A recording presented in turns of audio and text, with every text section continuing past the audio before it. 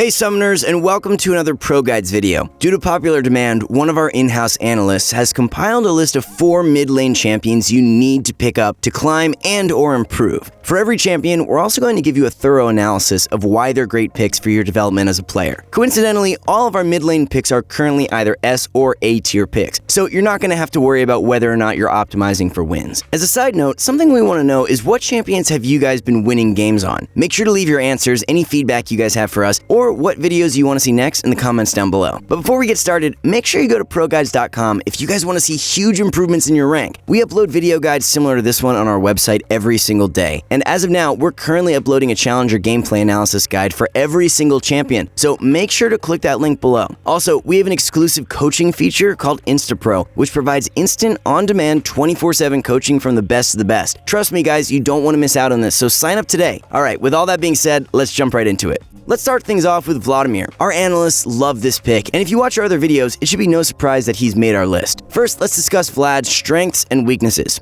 Strengths. He scales remarkably. He's a great flanker. His damage is easy to execute. He has built-in sustain. Weaknesses. Weak early game. Short range. He can only take lane priority by punishing mistakes. Now, with this in mind, Vladimir is a priority pick for those wanting to improve. He's a champion who's ridiculously strong at the moment. You need to look for flanks on and can carry team fights. Playing Vladimir teaches you a lot of things. Since he's a scaling champion, you learn how to play to go even most games. While you can often attempt to outplay your opponents and find solo kills, this isn't always possible because of Vladimir's short range. To successfully play Vladimir, you need to be patient and wait for your item power spikes. Too many players tunnel vision on trying to solo kill their opponent. It's not always possible, and Vladimir is one of the best champions to carry with while going even. He scales a lot harder than many other champions. You'll feel rewarded for breaking even and begin to understand not every game requires you to win lane to win the game. Aside from this, Vladimir also rewards you for taking some damage. While it's almost never a good idea to take damage for free, you begin to understand it's okay to lose some health while trading. Vladimir's built-in sustain allows him to take trades and eventually recover back the health that he lost doing so. Not every trade comes for free, and when you play other champions, you also need to consider how much damage is worth taking in a trade. You'll constantly reassess based on how much health you have, your matchup, and whether or not you have health potions. You do this every game while playing Vladimir, though with some heavy training wheels attached. Something you need to do as Vladimir is look for flanks. This is a technique that every character uses to some extent, but is absolutely essential to playing him. Since he has low range, the most optimal ways for him to make use of his insane damage is to flank his opponents with or without flash available. Every champion can utilize pink wards in some way, and Vladimir can use his to clear vision on his side of a collapse. A great flank allows you to use your AoE and hit multiple priority targets simultaneously. When you execute one well with Vladimir, you're pretty much guaranteed a winning fight afterwards. In terms of team fighting, you learn a lot by playing him as well. With your range limitation, one viable strategy in team fights is to pressure opponents off and zone them rather than kill them. While it's ideal and definitely possible to dive backline carries, sometimes they play a little too far back, and you want to punish this by making sure they're not able to contribute to fights. When you can't find the flank, you can instead play front to back fights. Throughout their entirety, however, you always want to look for chances to dive straight into the back line when they surface. This style of team fighting isn't restricted to Vladimir. Many mid laners play like this, especially when they have flash available. As a result, you get some good practice doing so, since Vladimir's damage comes out quickly and easily. Once mastered, Vladimir 1v9s games, and we mean it. His insane flanking, team fighting, and burst damage make it extremely difficult for his opponents to have any breathing room. Next up is Twisted Fate. Like Vladimir, he follows the same I don't need solo kills mentality. It's pretty hard to find them, but Twisted Fate is one of the best at punishing his opponent's mistakes. When enemies miss position, you can definitely expect to pick up a solo kill or at least a sizable farm lead with him. Twisted Fate's strengths are he has global map presence, his excellent pick making,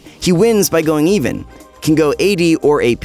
His weaknesses are he's less damage than most other mids, he's immobile, is easy to gank. Twisted Fate's most valuable tool in his arsenal is his ultimate. It provides him a ton of map pressure. Due to the nature of his playstyle and kit, Twisted Fate is able to create pressure anywhere on the map. Whether it's drawing others towards him or initiating fights, Twisted Fate is always able to make a play somewhere. Great Twisted Fate players will constantly pull pressure towards either side of the map. Then they either make plays on the other or instead enable their teammates to. When playing Twisted Fate, you're going to carry with macro play. Picks, split pushing, and creating pressure when objectives are up, you've got so many options. You don't usually usually pick up kills in your lane with TF, but you're more than capable of picking them up in other ones. Since his passive allows him to gain extra gold by farming, you don't need to focus on winning your lane as TF. Going even is enough. In fact, you'll need to play extremely safely in many matchups and make it your goal to reach certain item power spikes instead. One of the most important things about playing Twisted Fate is his build diversity. You need to understand how to read the situation and know which build to take. Things like damage split, scaling, and most importantly, your matchup are what you need to consider when doing so.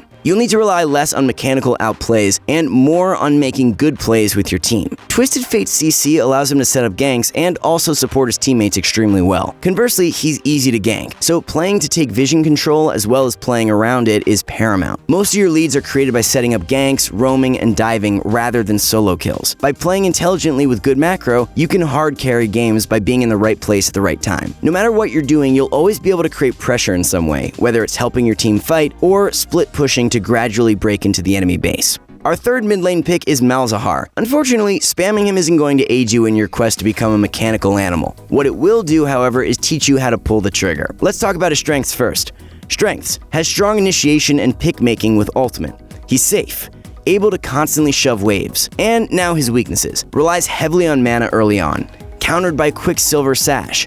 Low range. Like Vladimir, Malzahar also suffers from rather low range. High range is kind of a crutch. When you play champions with lower ranges, it teaches you to space yourself better and also to bait your opponents into your own minion wave for trades. Playing poke champions means that the best option for you will almost always be to siege and stay grouped. Don't misunderstand, you'll probably get really good at laning and sieging, but you'll never fully mature as a player until you step outside of the confines of your own lane. Malzahar's biggest strength is his ability to catch opponents and initiate fights. To take advantage of this, you need to move. During the early game, that means pushing your wave in and roaming bottom or top with your ultimate. It's extremely potent, and anytime you see side laners low, you want to set up dives. In cases where you're constantly shoved under turret, you're going to farm instead and wait for opportunities to make picks. Sometimes the first good ult you get off can be as late as 10 or 15 minutes into the game. There's nothing wrong with that, as long as it's one you can work off of. Make sure that every time you use your ult, you get something out of it. Something as small as a reset to spend gold is acceptable, but a more desirable outcome would be snagging a turret or dragon. Since you do get countered by QSS, you need to be aware of which players build it and also that you're on a timer. You want to make plays early on before enemies can buy it. If they buy it too early, that's fine since they have to sacrifice a lot of gold, but later on it doesn't impact them as much since they have other items. If you want math, it's pretty simple. 1300 gold is a high percentage cut when you only have 3000, aka 1 or 2 items, but it's not as much when you have 8000, aka 3 or 4 items. Let's talk about his ultimate. Learning to use it well teaches you to be proactive and also how to select good targets. You cannot hesitate when playing Malzahar. When you see a good pick or engage, you go for it. This is how you carry games. You pick off targets so that you can take objectives or win team fights since you're fighting with number advantages. But it's also important to never tunnel vision. His ultimate is also an effective peeling tool, whether it's for himself or for another teammate. Recognize which targets are priority and you'll be able to win so many games off of it. Sure, you might not end up a montage, but you'll definitely know that you carried your games by taking out the most important enemies. Our final pick is Zed. While he's replaceable by any other assassin, our analyst chose him because of how versatile he is and because he puts himself in danger whenever he commits. A close runner-up is LeBlanc, but she's too safe since she doesn't have to put herself in much danger to commit for kills. This concept we're dancing around is something called calculated aggression and applies to every champion. To put it into practical terms, this means that every time you use the second cast of Zed's W, you better know what you're getting yourself into. Playing Zed allows you to develop a strong sense of calculated aggression, practice your mechanics, create lane leads, and also impact your side lanes in the early game. Let's mention his strengths. He's pretty safe, is extremely mobile, has lots of outplay potential, equipped with great burst damage.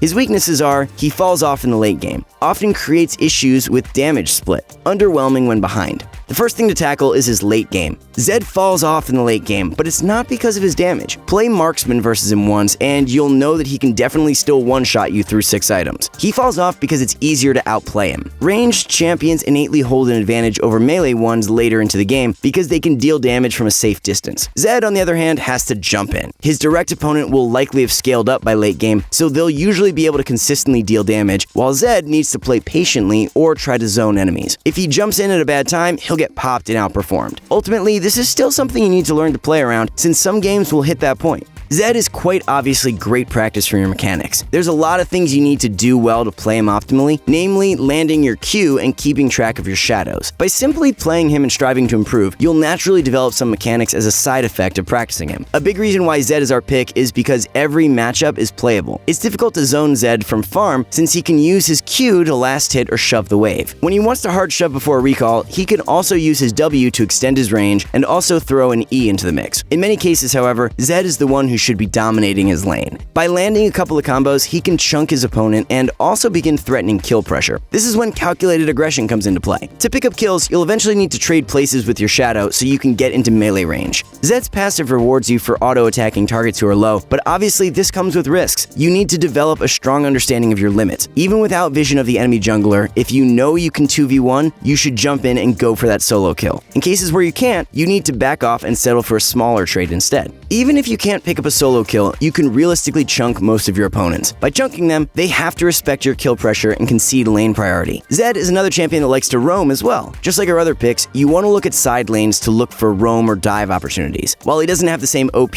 point-and-click CC that TF and Malzahar do, he does deal a decent amount of damage. The other thing too is that it's much more realistic to be able to roam on Zed. Since the other picks aren't as strong during the early game, it's harder to take lane priority. As a result, you'll likely have more opportunities to leave lane while playing Zed. Overall, playing him allows you to develop mechanics, take advantage of roam opportunities, and develop your calculated aggression. Alright, that concludes our mid lane picks to climb and improve. Thanks so much for watching, we really appreciate it. And if you guys want more content to help you improve, check out ProGuides.com, where we've teamed up with pro players to create guides designed to take your game to the next level. Also, keep an eye on our YouTube channel, where we're constantly updating it with new content just like this. If you guys want to hit me up on social, you can find me at @DanielAmmerman, and good luck out there on the Rift. We'll see y'all next time.